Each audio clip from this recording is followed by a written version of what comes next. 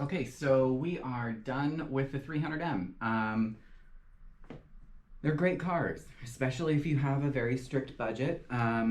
Just make sure that you look for service records, service records, service records, service records. You want service records always. Um, Pull a Carfax report. If you're at a car dealership, look at the reviews. Look for things like they didn't follow through. They uh, just your normal shady car dealership tactics. Um, when you're in the car, of course, look at the dash. There's not anything that really any of us could do to change the cracked dashes.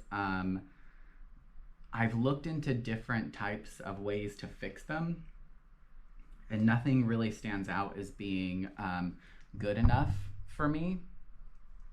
Um, or long-term enough for me, because it could look like, if it's done really well, once it cracks again or the crack continues, because it will always continue, it doesn't look good on the dealership. So the best way to go about it is just accept that these dashes crack. There are other cars that do the same thing. The Acura TL is notorious for it. That's a car that I will absolutely never carry, because the reliability or perceived reliability of them is absolutely false. Their timing belts are incredibly expensive. Their motor mounts always go bad. They're incredibly expensive. And they're hard to get to.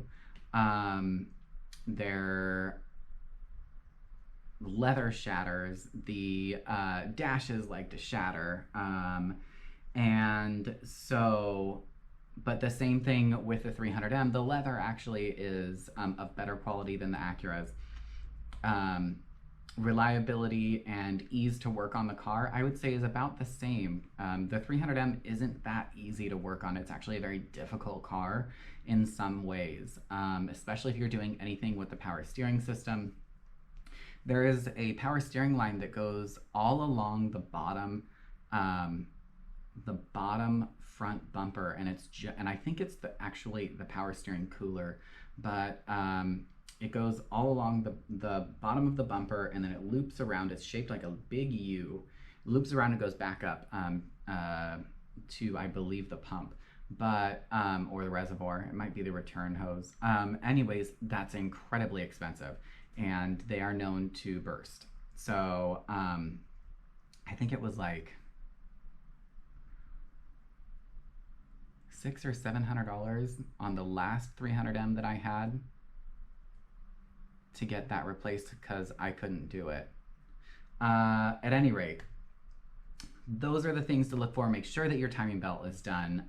Look at the tires. Look for abnormal wear on the tires. Look for overuse or abuse on the interiors as well as the engine. Listen, eyes open, and happy hunting. I hope that everybody finds the perfect 300M for them. And of course, comment if you have any further questions. If you want me to do like a cost of ownership video for the 300M, I could do that. I thought about it. It's very possible. There's not a whole lot to go with it, so let me know. Thanks. We'll see you next time, and the next car that we will be starting on is going to be the Maserati Quattroporte.